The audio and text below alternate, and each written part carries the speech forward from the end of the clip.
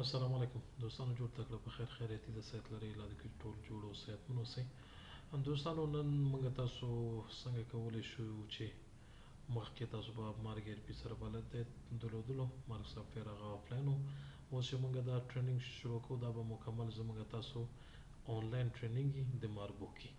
نو اول به راځو څنګه کولی شو موږ تاسو په مارګبوک کې خپل اکاونټ جوړ کو، بیا کمپنۍ جوړ کو، بیا همداسې خپل کارونه وکړو.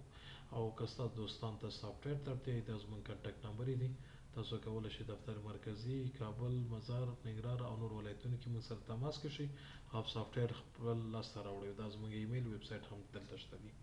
راځو څنګه کولی شو موږ مارګبوک سافټویر اول هغې کې خپل اکاونټ جوړ کو. بیا اکاونټ کې کوم سټیپونه دي هغه سټیپ بای سټیپ مخکې ځو.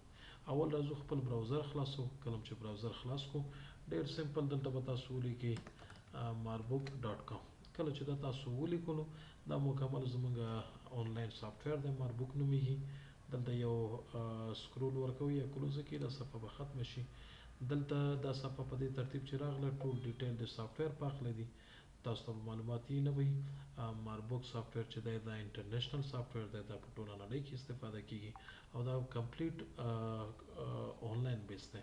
او دې کې یو خبره ډیره مهمه ده چې باید تاسو مارګبوک اخلئ نو انټرنیټ هم حداقل 15 MB نه زیات وي.